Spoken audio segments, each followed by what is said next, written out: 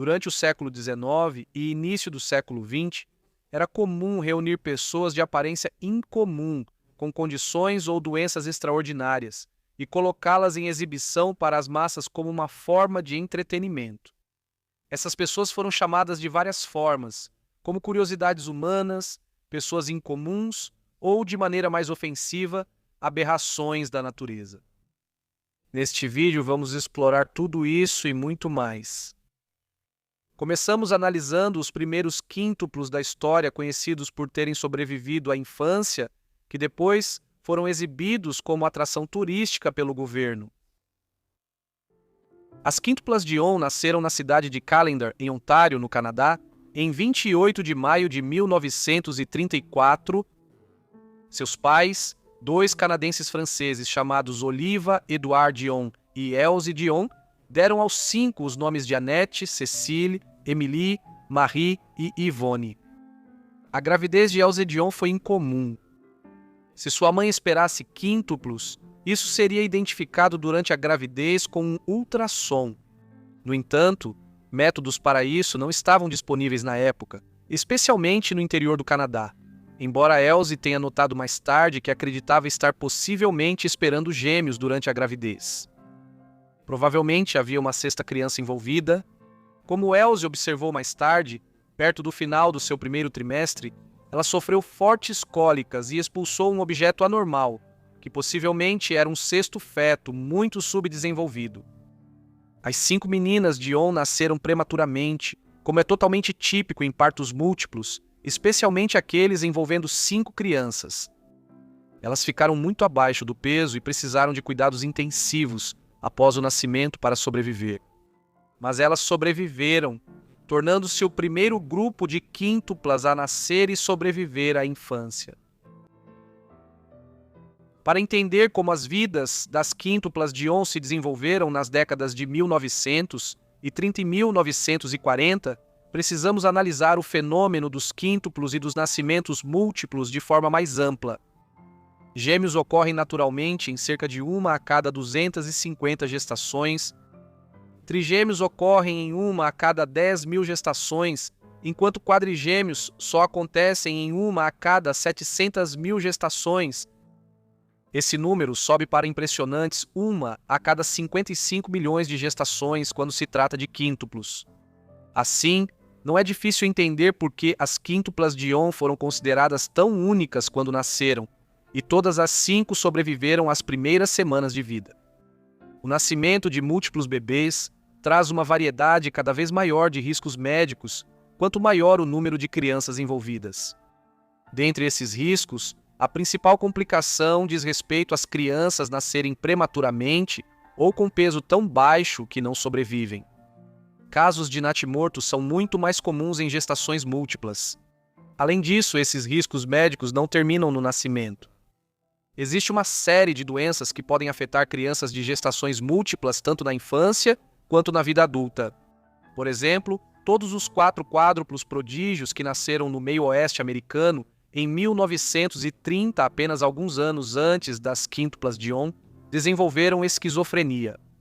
A paralisia cerebral também é muito mais comum em crianças de gestações múltiplas.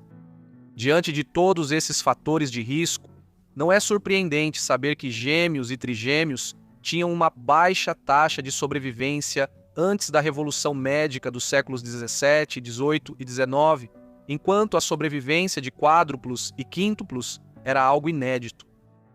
O primeiro registro de quádruplos que sobreviveram ao nascimento, ao período de bebê e à infância, foram os quádruplos Gary, que nasceram na Suíça em 1880.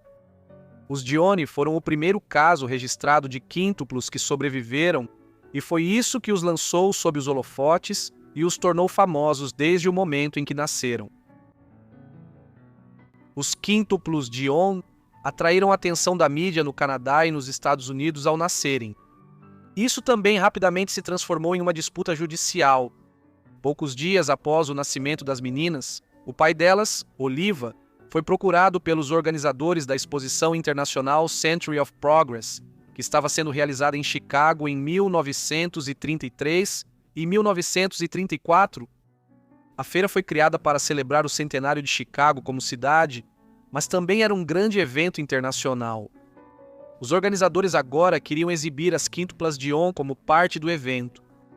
Infelizmente, Oliva Dion foi convencido a assinar um contrato com os organizadores da feira, seguindo o conselho do Dr. Alan Roy Defoe, o médico que supervisionou a gravidez bem-sucedida. No entanto, Oliva e Elizir rapidamente mudaram de ideia e Oliva tentou revogar o contrato alegando que ele não era legalmente válido, pois Elizir não o havia assinado. Os organizadores da feira contestaram e uma disputa judicial se seguiu. Foi nesse contexto que Oliva decidiu transferir a custódia das 5 meninas para a Cruz Vermelha no Canadá como uma forma de protegê-las dos organizadores da feira. Ele e Elzir também não tinham os recursos financeiros nem o conhecimento necessário para saber como cuidar de quíntuplas. Apesar do acordo, as meninas ainda foram enviadas e exibidas por um tempo em Chicago. Logo após isso, o governo canadense aprovou a Lei das Quíntuplas Dion, que tornou as 5 meninas tuteladas do Estado canadense. Oliva Dion recebeu um assento em um conselho do qual faziam parte o Dr. Dafoe e o ministro do Bem-Estar do Canadá, David Kroll, mas ele nunca chegou a exercer seu voto nesse conselho, e as meninas acabaram efetivamente como tuteladas do Estado em meados da década de 1930. Os motivos declarados do governo canadense ao separar as quíntuplas Dion da família biológica eram garantir que elas fossem bem criadas. O argumento era que Oliva e Elsie Dion, por terem recursos limitados e se encontrarem em uma situação única na história da humanidade, não estavam aptos para isso. No entanto, desde o início, a atitude do governo canadense e das pessoas designadas para cuidar das 5 meninas foi extremamente exploradora. Um hospital, chamado Hospital e Creche Dafoe, em homenagem ao Dr. Dafoe, foi construído especialmente para que elas crescessem lá. Isso era cercado por arame farpado e funcionava como um parque temático. As meninas viviam cercadas por muitos funcionários, recebendo milhares de visitantes diários. Quando o hospital abriu para essas visitas em 1936, os visitantes invadiram os portões da frente na tentativa de serem os primeiros a ver as quíntuplas Dione. Isso ocorria em uma sala de observação, onde as meninas ficavam atrás de um vidro para serem observadas. Nos 7 anos seguintes, aproximadamente 3 milhões de pessoas vieram ver as Dione, com até 6 mil pessoas passando por lá em alguns dias. Isso se tornou uma enorme fonte de lucro para o governo canadense. As pessoas eram cobradas para entrar no hospital e, como resultado, o que ficou conhecido como Queensland acabou gerando mais de 50 milhões de dólares em taxas de entrada. No seu auge, Queensland só era superada na América do Norte como ponto turístico por lugares como as Cataratas do Niágara e o campo de Gettysburg, onde ocorreu a batalha mais importante da Guerra Civil Americana em 1863. Além disso, indivíduos como o Dr. Dafoe lucraram enormemente. Ele explorou sua posição para se tornar um dos médicos mais famosos do mundo, escrevendo vários livros promovendo produtos médicos e alimentícios como Colgate, Quaker, Alts e Lysol, e aparecendo frequentemente no rádio e na então emergente televisão. Com o tempo, surgiram preocupações sobre a exploração evidente das crianças. Oliva Dion também estava determinado a conseguir a libertação de seus filhos. No entanto, isso não deve ser visto como um desenvolvimento totalmente bem intencionado. Os pais das meninas eram tão capazes de explorar suas filhas por razões financeiras quanto o governo canadense e o Dr. Defoe haviam sido. No entanto, as exigências de Oliva e Elsa Dion não podiam ser ignoradas, e após uma grande campanha de pressão no início dos anos 1940, a guarda das meninas foi devolvida aos pais em 1942. Um grande fundo fiduciário foi criado para as quíntuplas quando o governo canadense assumiu a guarda delas na década de 1930. Esse fundo havia crescido bastante graças aos royalties de Queensland e outras atividades. Notavelmente, a participação das meninas em vários filmes entre 1936 e 1938. Com o dinheiro do fundo fiduciário, uma grande mansão de 20 cômodos foi construída para a família Dion, para a qual eles se mudaram em 1943. A vida em família na chamada Casa Grande se mostrou difícil. Os quíntuplos tinham vários outros irmãos. Entre eles estavam 5 filhos mais velhos, nascidos entre 1926 e 1933, e 3 meninos mais novos, nascidos entre 1936 e 1946. No entanto, como o quinteto passou quase 10 anos separado da família, acabou se formando uma distância entre eles e os outros membros da família Dion. Além disso, como as meninas descobririam anos depois, o restante da família vivia na prática uma vida extravagante baseada nos rendimentos do fundo fiduciário das meninas. Para piorar a situação, houve acusações de que Oliva Dion, o pai delas, as abusou sexualmente entre meados e o final da década de 1940 e início dos anos 1950. As 5 irmãs deixaram a casa de infância quando completaram 18 anos de idade. Elas culparam os pais por grande parte do que aconteceu em seus primeiros anos, embora muito disso tenha sido resultado do comportamento autoritário do governo canadense e da clara exploração das quíntuplas. Sem surpresa, as 5 meninas mantiveram apenas contato limitado com Oliva e Elsie Dion depois disso. Pouco depois de se emanciparem dos pais, as 5 se tornaram 4. Emily decidiu se tornar freira quando entrou na idade adulta, mas seus primeiros meses no convento em Sainte-Agathe-de-Mont, em Quebec. Como postulante ou noviça, ela sofreu com várias doenças, principalmente convulsões. No dia 6 de agosto de 1954, uma dessas crises foi tão grave que ela acabou sufocando até a morte durante o episódio. Ela tinha apenas 20 anos de idade na época de sua morte. A única outra das 5 irmãs que morreu jovem foi Marie. No dia 27 de fevereiro de 1970, quando as rainhas tinham 35 anos, ela faleceu em Montreal devido a um coágulo de sangue no cérebro. Yvonne, Cecile e Annette não tinham notícias dela há vários dias e chamaram a polícia para investigar. Eles a encontraram morta na cama em seu apartamento. Yvonne, Cecile e Annette continuaram a viver por muitos anos. Yvonne teve uma carreira variada depois disso, trabalhando como enfermeira, escultora e bibliotecária. Ela nunca se casou e não teve filhos. Annette se casou e teve 3 filhos homens, enquanto Cecile também se casou e teve 5 filhos, incluindo um par de gêmeos. Os casamentos de Annette e Cecile terminaram em divórcio. Devido a traumas na infância, as irmãs Dion passaram a ter problemas de confiança e dificuldade em criar laços duradouros fora da relação entre elas.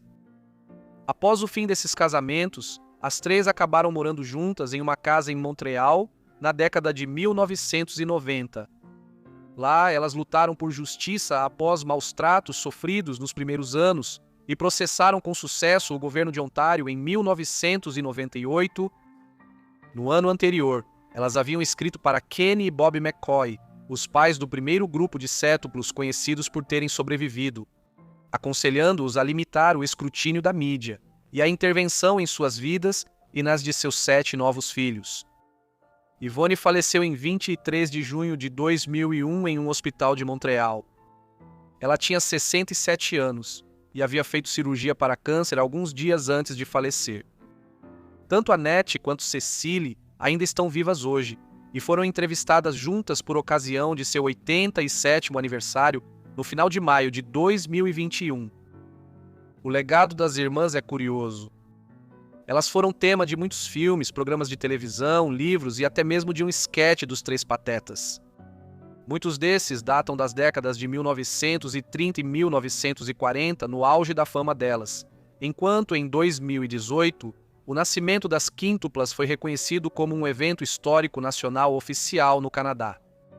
Mas é um legado misto, já que as Dion foram efetivamente maltratadas e exploradas por aqueles que foram designados para cuidar delas durante a infância.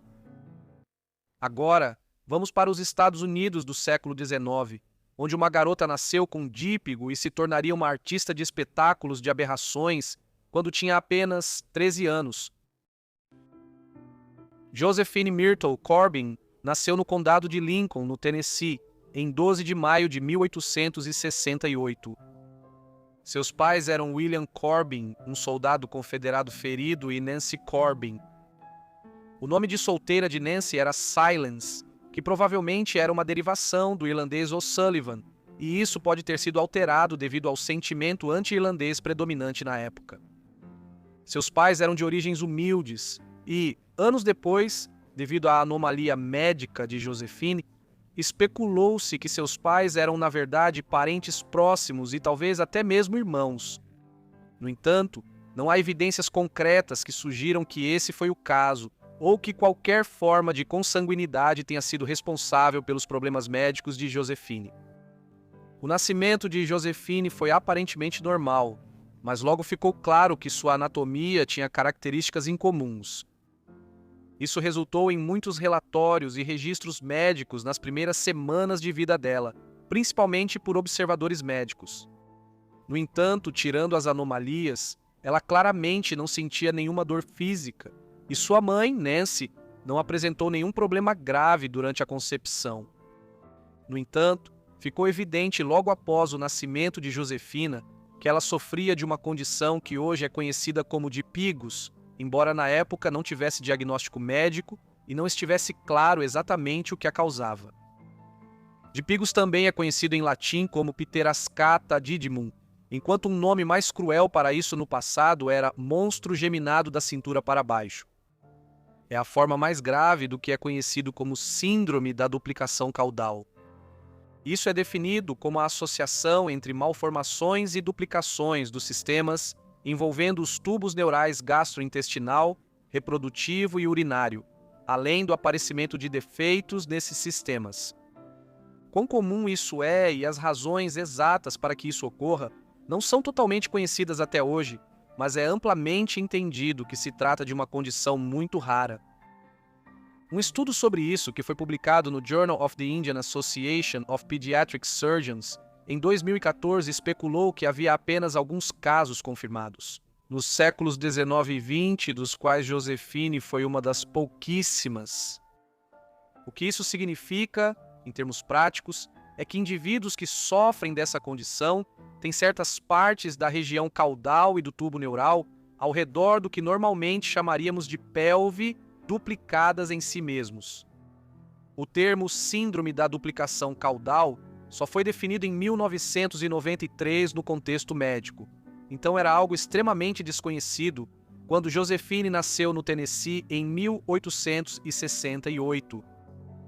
No caso específico dela, ela nasceu com duas pelvis, que ficavam lado a lado, abaixo da cintura.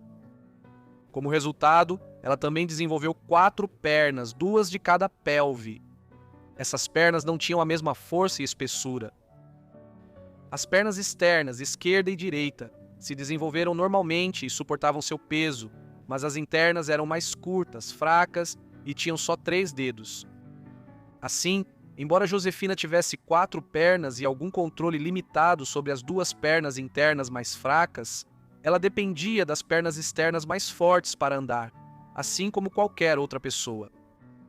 No entanto, havia uma aparência geral de normalidade com a qual ela se apresentava nos anos seguintes.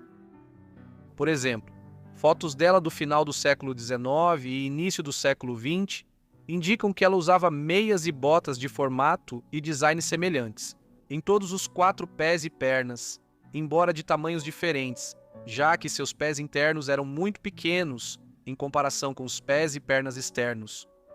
Um ponto extra a ser considerado ao avaliar como um indivíduo com dipicos se desenvolve é que essa condição geralmente se origina de um embrião, que de outra forma teria se separado em gêmeos, mas devido a um conjunto incomum de circunstâncias, desenvolveu-se em um único indivíduo.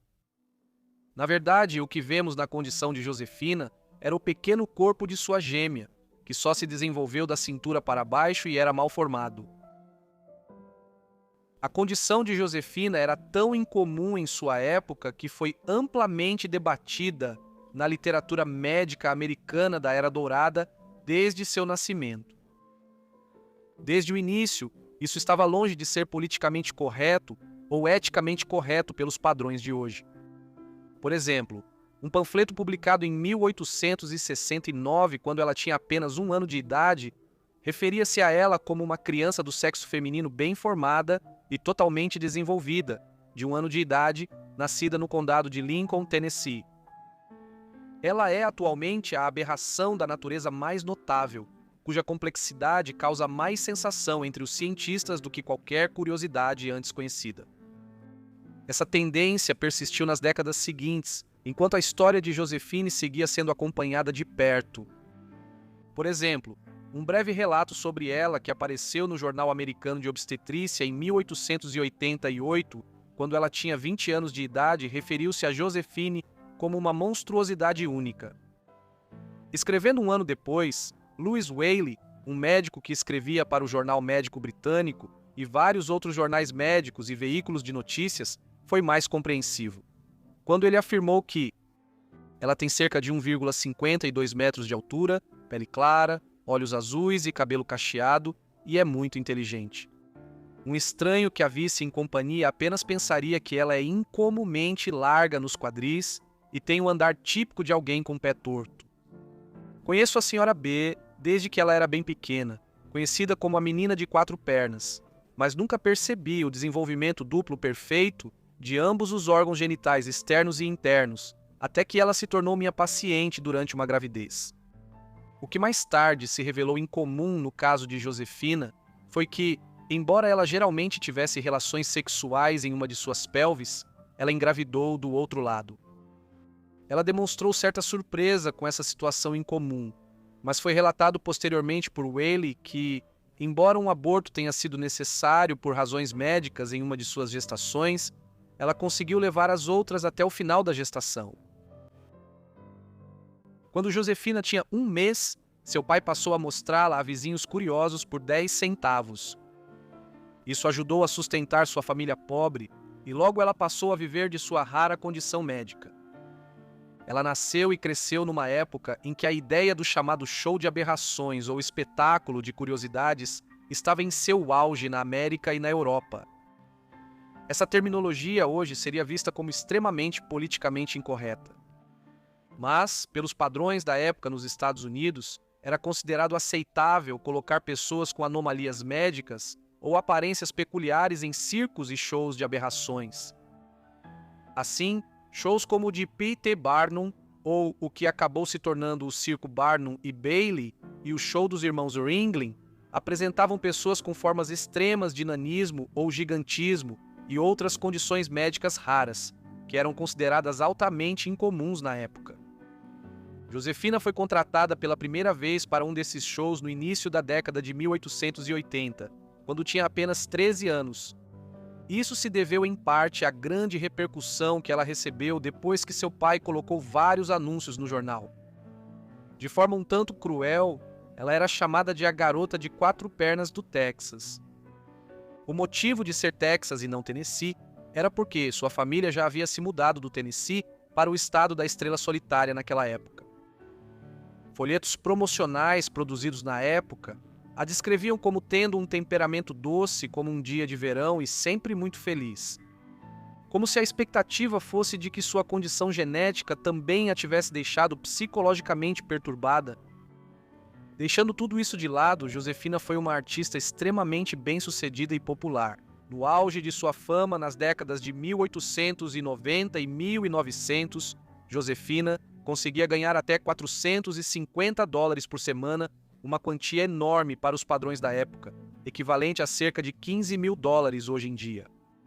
Além disso, vários outros espetáculos nos Estados Unidos e na Europa começaram a desenvolver apresentações com supostos artistas de 4 pernas para incluir em seus próprios shows paralelos.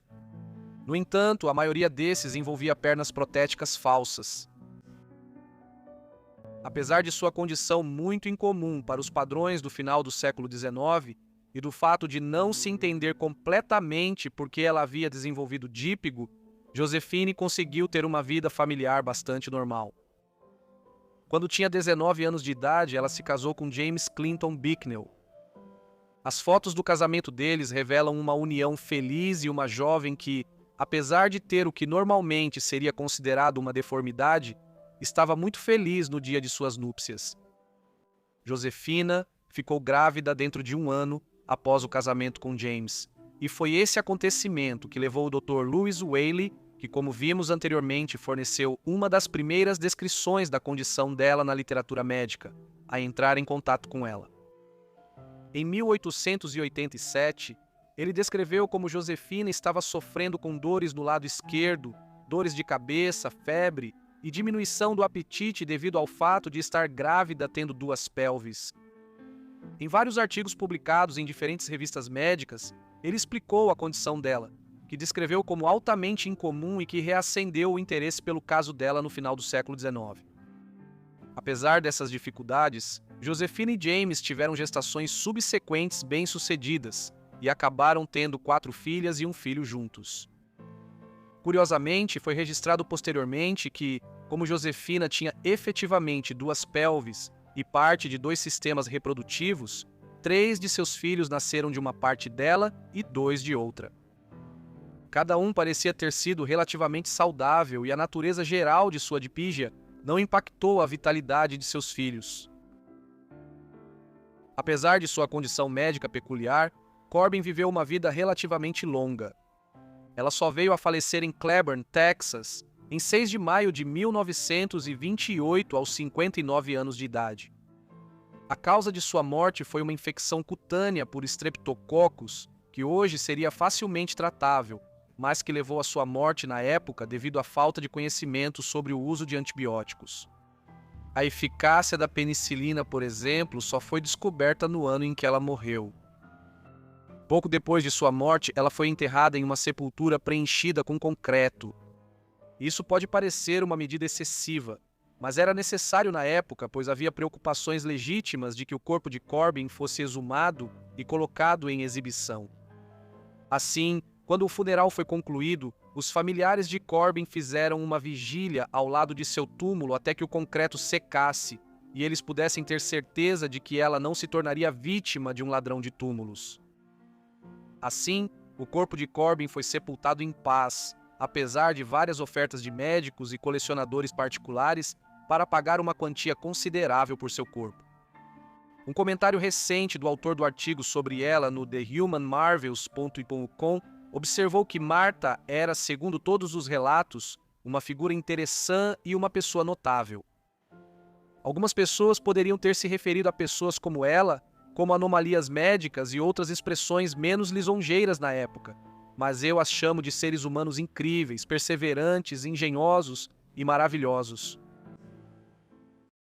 Durante o século XIX, os espetáculos de curiosidades estavam em seu auge e ninguém era mais conhecido do que P.T. Barnum.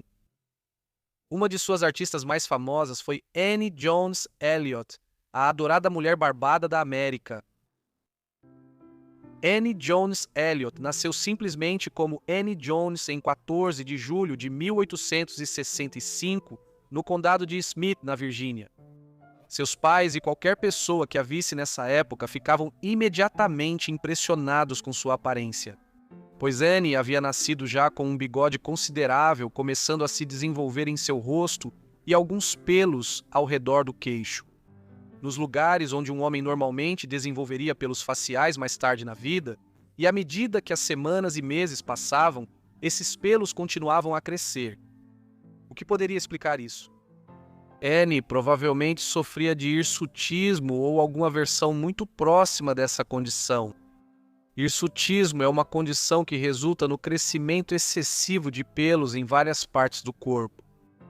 A condição geralmente é causada por um desequilíbrio endócrino subjacente de origem adrenal, ovariana ou central. Esses desequilíbrios podem resultar na produção excessiva de testosterona no organismo da mulher e, consequentemente, no crescimento de pelos faciais. Alternativamente, Annie pode ter sofrido de hipertricose, uma condição relacionada que tende a produzir crescimento intenso de pelos em partes localizadas do corpo. Além disso, a hipertricose é mais frequentemente congênita e está presente desde o nascimento da pessoa afetada, como foi o caso de Jones. Pessoas que sofrem de hirsutismo e hipertricose hoje em dia têm uma variedade de opções de tratamento disponíveis. No entanto, Essas opções não estavam disponíveis para mulheres como Annie Jones, que sofriam com o crescimento irregular de pelos no século XIX. Como resultado, mulheres barbadas eram uma visão mais comum nas cidades do século XIX do que seriam hoje em dia. Além disso, em alguns casos específicos, elas eram o centro dos chamados shows de aberrações nos Estados Unidos e em muitos países europeus. Há uma longa história de mulheres barbadas e outras pessoas com aparências incomuns, sendo consideradas fontes de espanto e usadas como espetáculos. Por exemplo, durante os séculos XVI e XVII, pessoas com nanismo e gigantismo eram frequentemente empregadas como atrações nos cortes reais da Europa. Mais tarde, esses espetáculos nas cortes reais foram adotados como base para os shows paralelos do século XIX. Esses eram, na prática, circos que apresentavam pessoas que sofriam de várias doenças que tornavam suas aparências altamente incomuns. E quando Annie Jones nasceu em 1865, a mulher barbada já era uma atração comum nesses shows por toda a América e em outros países como a Grã-Bretanha. Numa época em que a causa de condições como hirsutismo e hipertricose não era compreendida, não é surpreendente saber que os pais de Annie ficaram um tanto perturbados com a aparência da filha. No entanto, a preocupação deles logo deu lugar ao alívio quando uma oportunidade surgiu pouco depois do nascimento de Annie. Quando ela tinha apenas alguns meses de vida, chegou aos ouvidos de P.T. Barnum a notícia sobre a menina que já ostentava uma barba. Barnum era um showman americano que surgiu na cidade de Nova York na década de 1830 como diretor do Grande Teatro Científico e Musical de Barnum. Depois disso, ele expandiu seus negócios na década de 1840, administrando o Museu Americano de Scudder, um local que apresentava curiosidades como o general Tom Polegar, um anão que, mesmo em sua vida adulta, tinha pouco mais de 90 centímetros de altura, e Chang Eng, uma dupla de gêmeos siameses que eram extremamente briguentos. Barnum estava sempre em busca de uma nova atração e, quando soube da barba de Annie Jones ainda na infância, entrou em contato com os pais dela. Eventualmente, Annie entrou para a exposição de Barnum em Nova York quando tinha apenas 9 meses de idade. Os pais dela, que eram pobres da Virgínia, concordaram com isso com a condição de que Barnum lhes pagasse uma quantia enquanto Annie estivesse no show. Assim, Annie acabou em Nova York em 1866, onde foi anunciada como bebê Esaú. O nome Esaú era frequentemente atribuído a pessoas que sofriam de hipertricose no século XIX e é uma referência ao personagem bíblico Esaú, que era neto de Abraão e irmão de Jacó. Esaú aparece no livro de Gênesis, onde é especificamente mencionado por sua grande quantidade de pelos ao nascer. A apresentação inicial em Nova York gerou muita atenção. Barnum depois fez acordo com os pais de Annie para que ela seguisse se apresentando em seus shows. E eles receberiam uma quantia de $150 por semana enquanto ela continuasse fazendo parte do museu. Esse era um valor muito considerável para os padrões de meados do século XIX, e os pais de Annie concordaram. Inicialmente, a mãe de Annie foi morar com ela em Nova York. No entanto, em poucos meses, uma emergência familiar de algum tipo parece ter exigido que ela voltasse para a Virgínia, e Annie ficou sob os cuidados de uma babá na cidade grande, uma indicada por Barnum. Foi durante esse período que Annie foi sequestrada por um frenologista, embora por pouco tempo. Um defensor de uma pseudociência do século XIX, que argumentava que o desenvolvimento intelectual poderia ser compreendido estudando as propriedades físicas da cabeça e do tronco de alguém. Felizmente, no entanto, Annie foi logo encontrada no interior do estado de Nova York. O frenologista foi processado e a mãe de Annie voltou para Nova York para supervisionar seus cuidados. Em 1868, quando Annie tinha 3 anos de idade, o prédio que abrigava o Museu Americano de Scudder pegou fogo. Como resultado, P.T. Barnum decidiu se aposentar, uma decisão que teve implicações temporárias para Annie. No entanto, em pouco tempo, Barnum foi tentado a voltar para o mundo do entretenimento, e um novo espetáculo itinerante chamado Grande Museu Itinerante de P.T. Barnum, menageria, caravana e hipódromo foi criado, embora hoje seja mais conhecido como o maior espetáculo da Terra. Nos anos que se seguiram durante a década de 1870, Anne viajou por toda a América com o espetáculo anunciada como Bebê Esaú e, à medida que foi crescendo, como a Garota Barbada, a Dama Barbada e, finalmente, a Mulher Barbada. Já nessa época, no início da década de 1870, seu bigode e barba haviam crescido até se tornarem uma barba completa e costeletas. À medida que foi envelhecendo e percebeu como realmente ganhava a vida, Anne também decidiu deixar o cabelo crescer para combinar com a singularidade de sua barba. Com o tempo, seu cabelo cresceu até cerca de 1,80 m, permitindo que segurasse grandes mechas no colo. Com o tempo, ela ganhou tanta notoriedade por ser uma das mulheres barbadas mais famosas da época. Durante as décadas de 1870, 1880 e 1890, Anne Jones foi fotografada e apareceu em muitas revistas e cartazes nos Estados Unidos e na Europa. Com o passar dos anos, Anne continuou a se apresentar no show de Barnum. Em 1880 ou 1881, quando ainda era adolescente, Anne se casou pela primeira vez.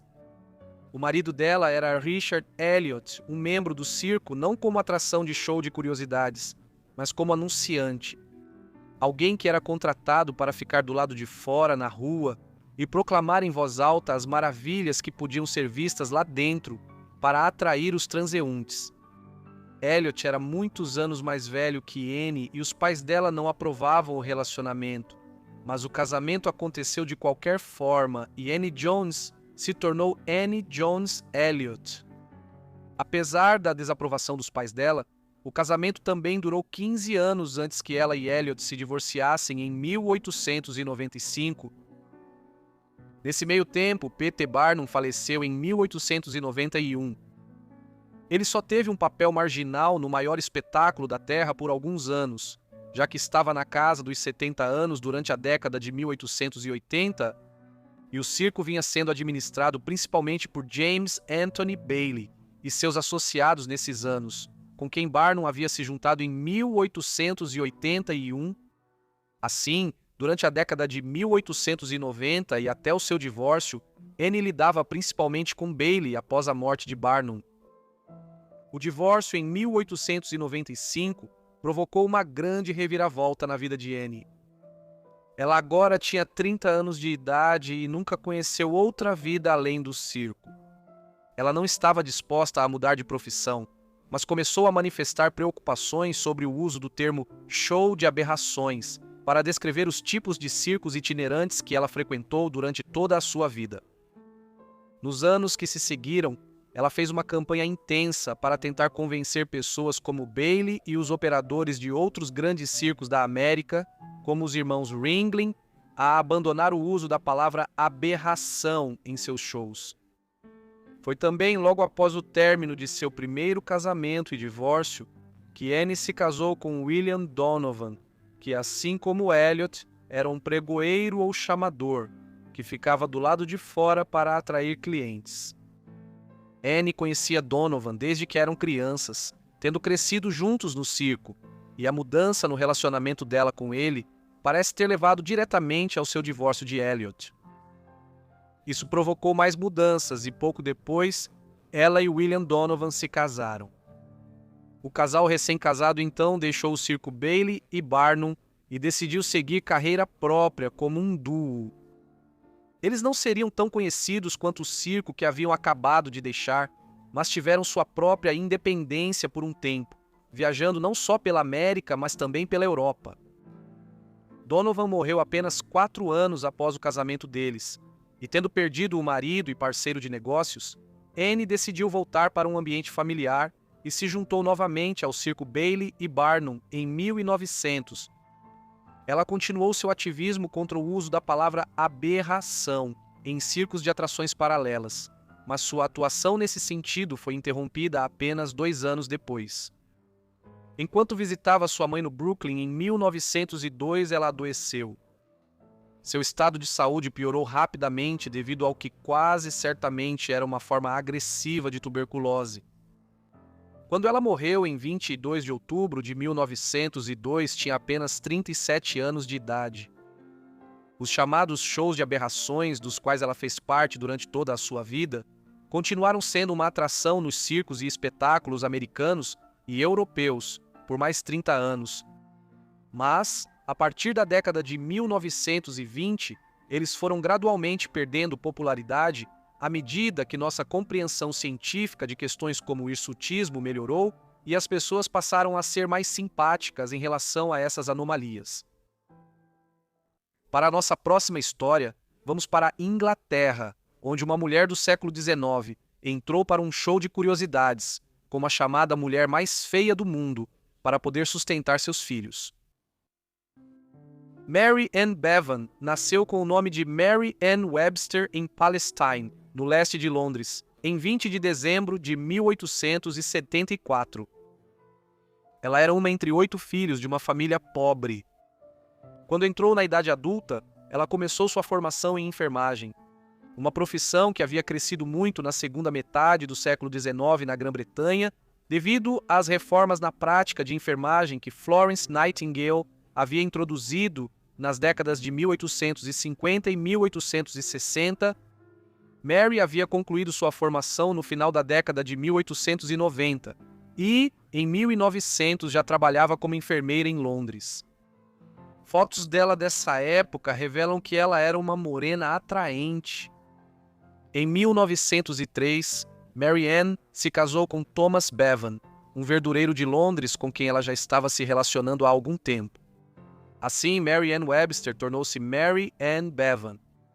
Eles logo formaram uma família, e no início da década de 1910 já tinham 4 filhos. Mas então, em 1914, Thomas morreu antes da hora, o que foi um golpe severo para Mary Ann, tanto economicamente quanto, é claro, emocionalmente.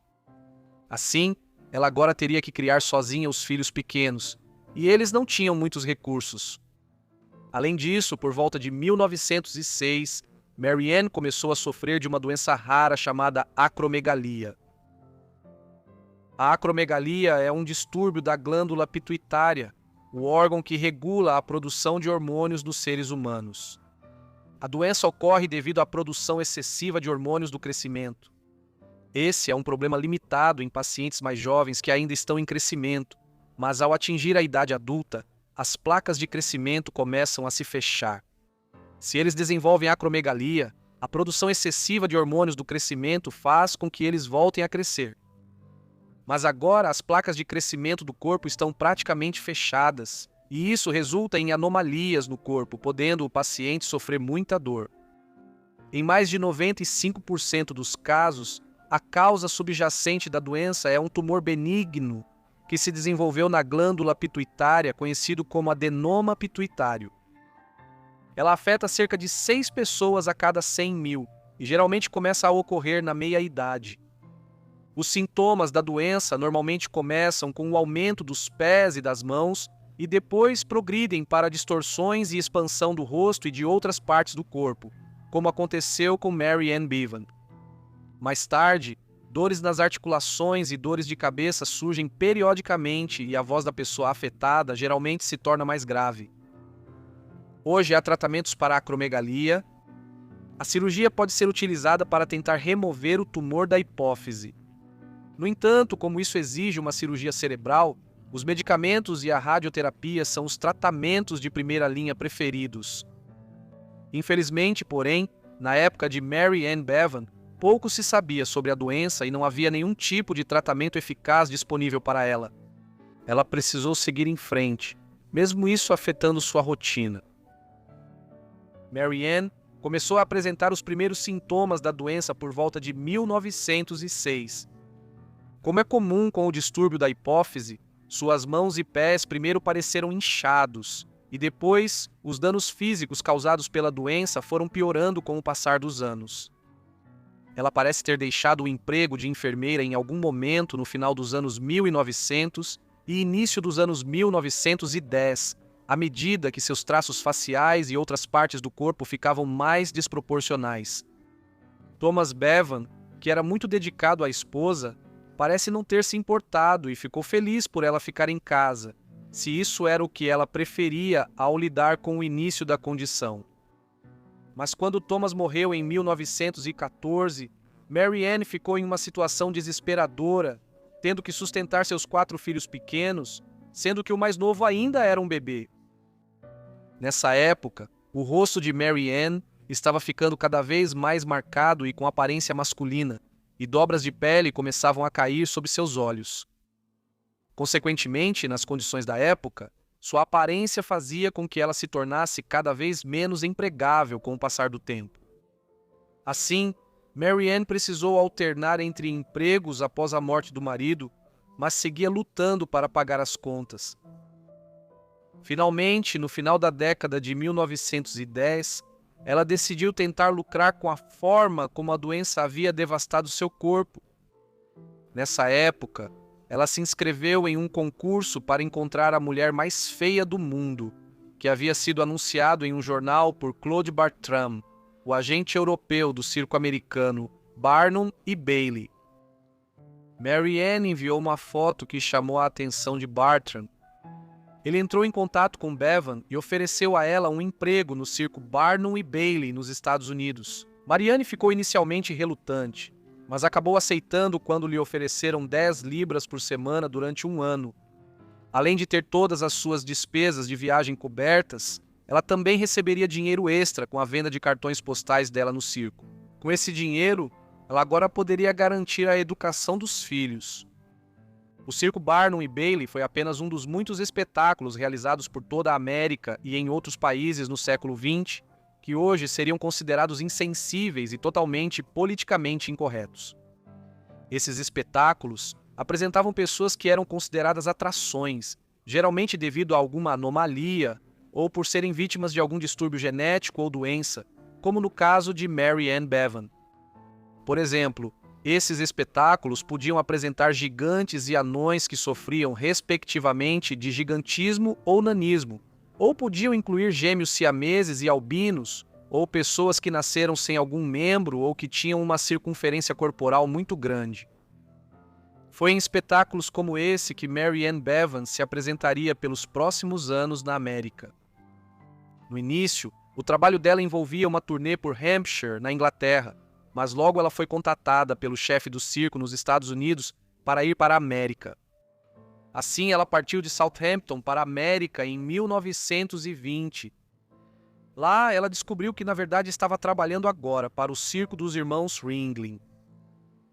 O Circo dos Irmãos Ringling foi fundado pela primeira vez em Wisconsin, em 1884, pelos 5 irmãos Ringling, filhos de imigrantes alemães que foram para a América. Em 1919, pouco antes da chegada de Bevan à América, ele se fundiu com o circo Barnum e Bailey. A operação combinada passou a ser anunciada como o maior espetáculo da Terra. Assim, quando ela foi apresentada no espetáculo deles, Bevan fazia parte de um circo mundialmente famoso do início do século XX. Ela rapidamente ganhou certa notoriedade nas atrações paralelas dos Estados Unidos, sendo destaque em vários jornais que a descreviam como a mulher mais feia do mundo. Em poucos meses, Bevan já era uma das estrelas do show e logo apareceu até nas páginas da revista Time. Isso foi agravado pela decisão de vesti-la durante o show com roupas masculinas ou trajes pouco atraentes, de forma a fazê-la parecer mais masculina e enfatizar os danos que a doença causou nela. Com essa notoriedade, o circo dos irmãos Ringling ganhou mais dinheiro e Bevan recebeu uma parte substancial disso. Em 1923, dizem que ela já havia ganhado cerca de 20 mil libras durante seu tempo nos Estados Unidos, um valor que hoje equivaleria a bem mais de $500 mil de libras. Mas só podemos imaginar qual foi o impacto emocional e psicológico de ser exibida como uma curiosidade humana no circo, noite após noite durante esses anos. Mary Ann voltou para a Europa em 1925 para participar de um show em Paris, mas no fim das contas, ela decidiu levar seus filhos para a cidade de Nova York.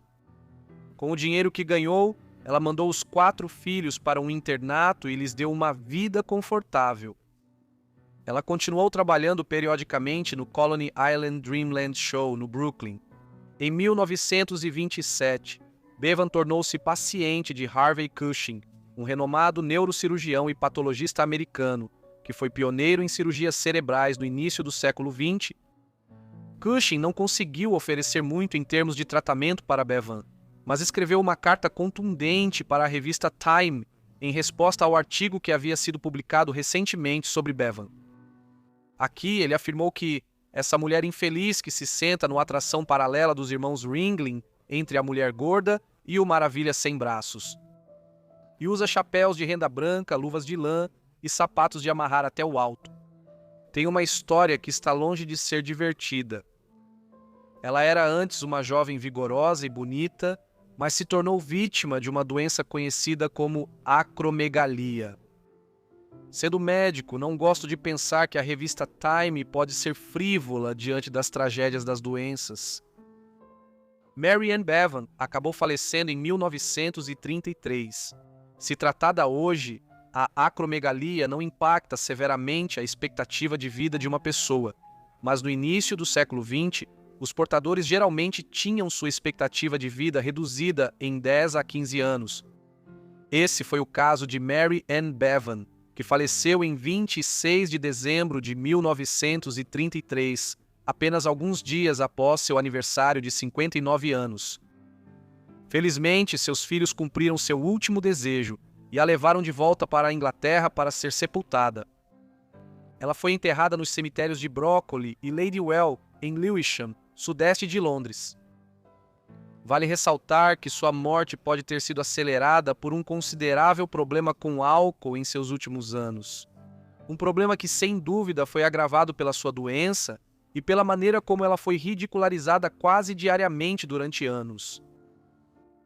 A história de Mary Ann Bevan tem sido periodicamente recontada nos mais de 80 anos desde sua morte. Isso se deve tanto à notoriedade que ela teve brevemente nos Estados Unidos na década de 1920, e também porque sua história é indicativa da atitude bastante insensível que a sociedade tinha em relação às pessoas com anomalias físicas, até mesmo tão recentemente quanto na década de 1920. Às vezes, Bevan reaparece na cultura popular de maneiras mais desagradáveis. No início dos anos 2000, a grande fabricante de cartões e empresa de papelaria, Hallmark, começou a vender um cartão de aniversário zombando da mulher mais feia do mundo. O cartão exibia uma foto de Mary Ann Bevan e mencionava um programa de encontros às cegas em que participantes escolhiam entre 3 concorrentes que eles não podiam ver. A ideia era que o participante escolhesse a porta número 3, atrás da qual Mary Ann Bevan estava esperando. O cartão de aniversário foi visto à venda em Londres em 2006 pelo Dr.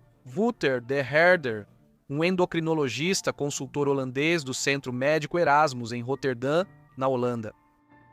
De Herder visitava o Reino Unido a trabalho e havia escrito recentemente um artigo de pesquisa sobre a vida de Bevan e suas lutas contra a acromegalia. Ele ficou horrorizado com o cartão e reclamou com a Hallmark dizendo, para citar: "Eu simplesmente não acho certo, em 2006, usar a imagem dela para criar um cartão de aniversário de mau gosto. Eu sinto que esse cartão é insultante para todos os pacientes que sofrem da mesma condição." A Hallmark aceitou a contragosto que foi errado da parte deles fazer de uma mulher doente o alvo de uma piada, mas eles apenas pararam a produção futura e se recusaram a retirar de circulação os cartões que já haviam sido produzidos.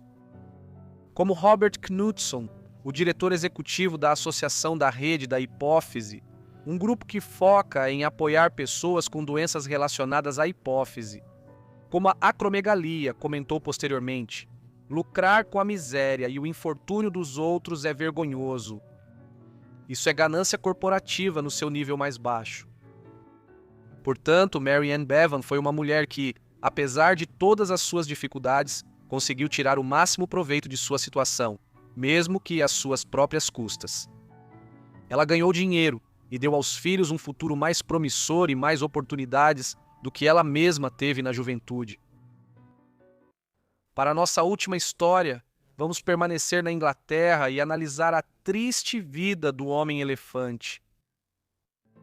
Joseph Merrick, ou o Homem-Elefante, como era conhecido por muitos, viveu uma vida de sofrimento devido a uma deformidade física que deixou sua pele cheia de caroços e deformada.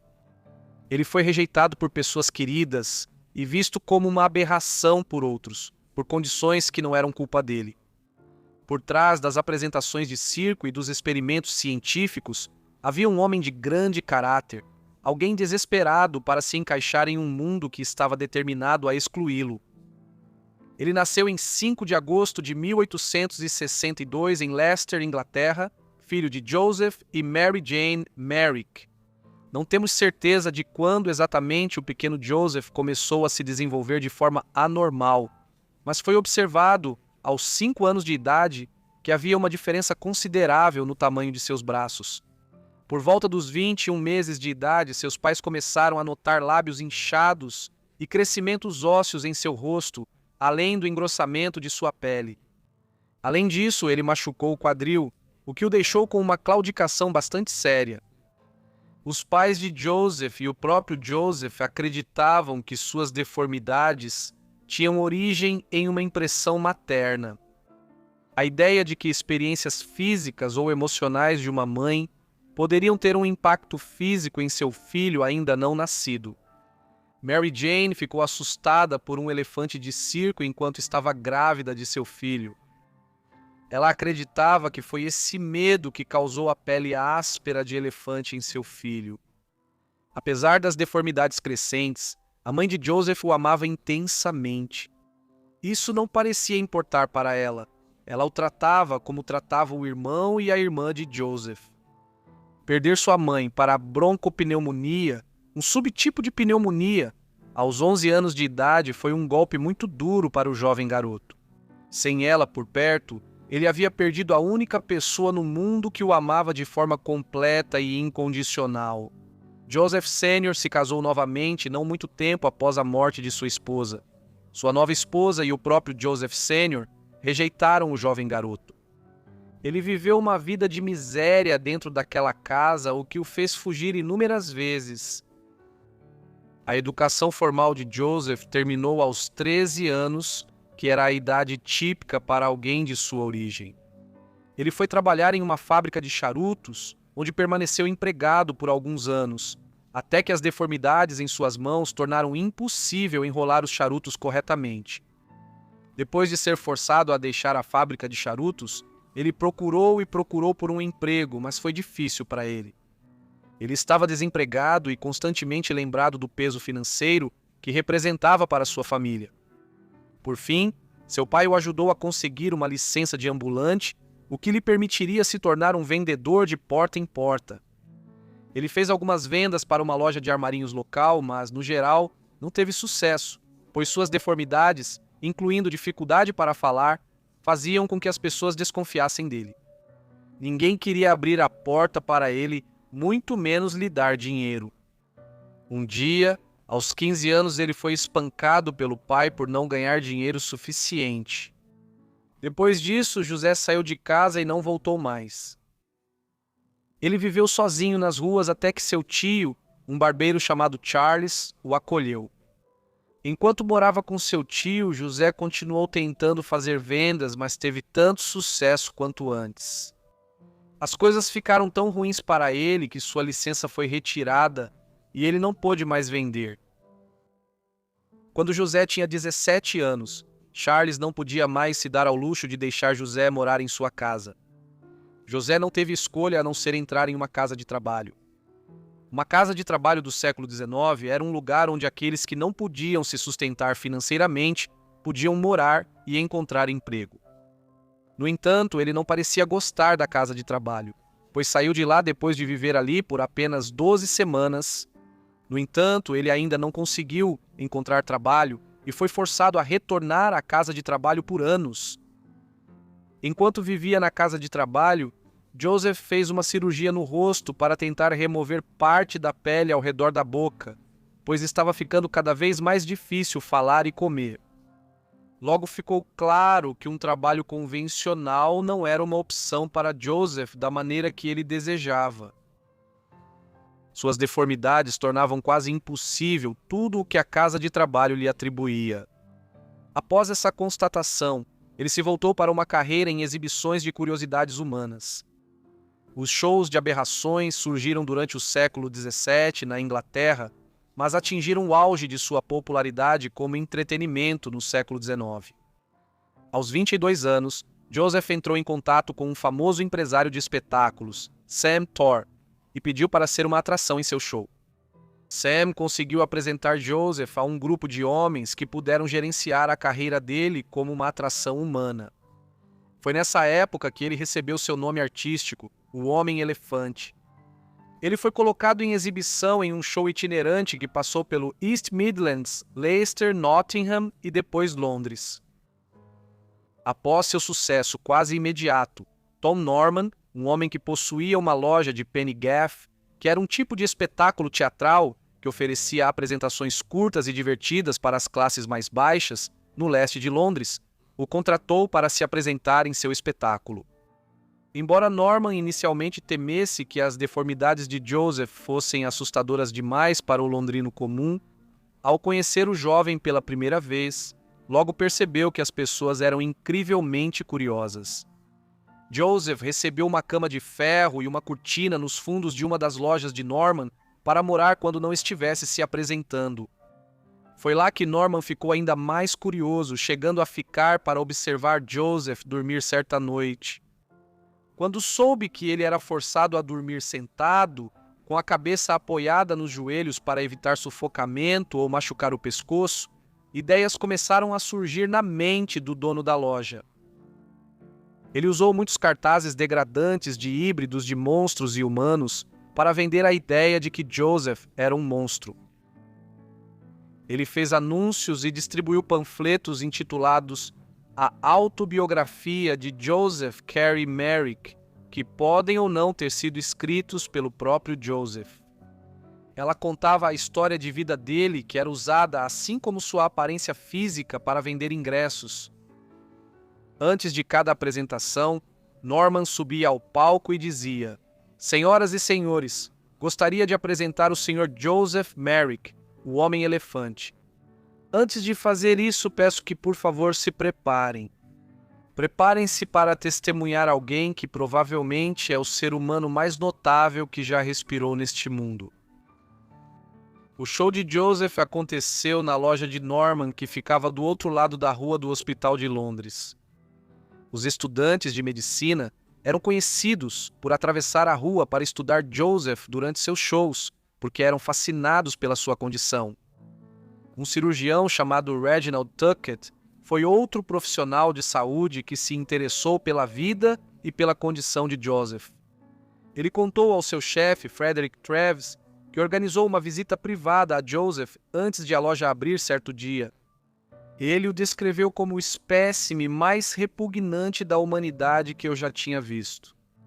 Em nenhum momento eu tinha encontrado uma versão tão degradada ou pervertida de um ser humano como essa figura solitária demonstrava. Após a reunião, Travis voltou ao trabalho e então enviou Tuckett de volta à loja para perguntar a Joseph e Norman se seria possível examinar Joseph no hospital onde Travis e Tuckett trabalhavam. Ambos concordaram e Joseph vestiu seu grande casaco e cobriu o rosto para não chamar atenção nas ruas. Quando chegou para o exame, Travis ficou surpreso com a inteligência de Joseph. Ele estava esperando um imbecil. Ele observou as características físicas, anotando a circunferência da cabeça de Joseph em 36 polegadas, o pulso direito em 12 polegadas, e que um dos dedos media 5 polegadas de circunferência. Travis também fez anotações sobre as verrugas na pele dele, assim como o fato de que a maior dessas verrugas tinha um odor desagradável. A hipoderme dele era fraca e solta, quase pendurada no corpo. O quadril dele só piorou com o tempo, e a mancada ficou ainda mais evidente. Durante esse exame e os exames seguintes, ele foi apalpado e cutucado até não aguentar mais. Ele disse para Norman que não queria voltar. Ele continuou trabalhando com Norman, se apresentando em shows até que esse tipo de apresentação caiu em desuso. Eles estavam perdendo popularidade e as autoridades estavam tentando acabar com eles. Eles decidiram levar seus shows para a Europa continental, onde também não tiveram sucesso devido aos mesmos problemas. Os shows simplesmente não eram mais populares. Infelizmente, Joseph foi então abandonado em Bruxelas por seu novo empresário. Mais tarde, ele conseguiu voltar para Londres, onde se viu sem um tostão e sem ter para onde ir. Ele não podia trabalhar e não tinha família para onde voltar. Quando estranhos tentaram ajudá-lo, eles não conseguiam entendê-lo devido à sua fala ininteligível. Por fim, o cartão de visitas de Travis foi encontrado com Joseph e Travis foi contatado para ajudá-lo. Travis o levou de volta ao hospital de Londres, onde ficou evidente que a condição de Joseph havia piorado desde a última vez que se encontraram.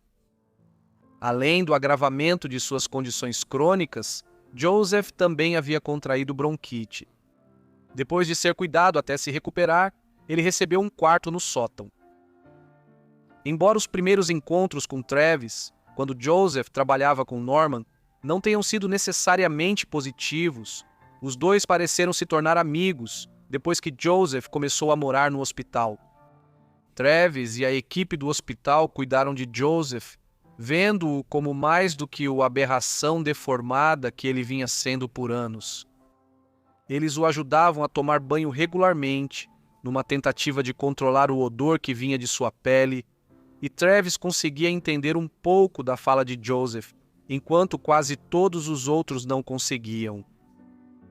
Apesar de estar sendo cuidado, após cerca de 5 meses ficou claro que Joseph não poderia permanecer no hospital de Londres. Eles não estavam preparados para lidar com as doenças incuráveis e desconhecidas de Joseph. Travis procurou outros médicos, chegando até a publicar artigos no Times pedindo ajuda. Conseguiram dinheiro para Joseph ficar no hospital de Londres, mas não puderam ajudá-lo medicamente. O hospital, no entanto, conseguiu dar um lar para Joseph. Travis o visitava todos os domingos. Para Joseph significava tudo ter alguém que o compreendesse. Os dois conversavam por horas. Joseph fazia todo tipo de perguntas sobre a vida e o mundo que ele nunca tinha conseguido explorar de verdade. Além disso, Travis ajudou Joseph a conhecer novas pessoas, levando-o para conhecer sua esposa e trazendo amigos ao hospital para conversar com ele. Quando Travis percebeu que Joseph nunca tinha realmente conhecido uma mulher além de sua mãe, ele entendeu que as ideias de Joseph sobre as mulheres eram dominadas pela visão de sua mãe, a quem ele adorava e cuja foto carregava consigo. Ele decidiu apresentar Joseph à sua amiga, Sra. Leila Maturin. Ela era uma jovem viúva que concordou em conversar com Joseph. Ela foi gentil, mas o encontro foi breve. Joseph ficou emocionado, dizendo depois que Laila foi a primeira mulher a sorrir para ele. O hospital de Londres foi bom para Joseph. Seu encontro com Laila e as conversas com Travis aumentaram sua confiança. Sua história intrigava as pessoas, o que fez com que cidadãos da alta sociedade com bastante dinheiro contribuíssem para o sustento de Joseph, permitindo que ele realizasse sonhos de toda a vida, como ir ao teatro e conversar com membros da alta sociedade. Na verdade, Joseph chegou a conhecer o príncipe e a princesa de Gales, que mais tarde se tornaram o rei Eduardo VII e a rainha Alexandra. Uma foto autografada pela princesa se tornou sua posse mais valiosa. Ele conseguia fazer pequenas viagens visitando o interior e andando de trem discretamente. Enquanto vivia os melhores anos de sua vida no hospital de Londres, aqueles 4 anos também seriam seus últimos. Sua saúde continuou a se deteriorar até 12 de abril de 1890, quando Travis encontrou Joseph morto em sua cama aos 27 anos de idade. Parece que Joseph, em seu desejo constante de entender como era a vida de uma pessoa normal, adormeceu deitado. O tamanho de sua cabeça fez com que ele sufocasse. Travis o dissecou, salvando enxertos de pele que acabaram sendo perdidos durante a Segunda Guerra Mundial. Ele montou seu esqueleto, que ainda permanece na coleção de patologia do Hospital Real de Londres, onde é estudado por estudantes de medicina, mas não está em exibição pública. Profissionais médicos vêm estudando Joseph e depois seu corpo há mais de um século. Condições como paquidermatose e doença de von Recklinghausen já foram propostas e descartadas. Até hoje, a condição médica de Joseph Merrick e a causa de seu sofrimento permanecem desconhecidas.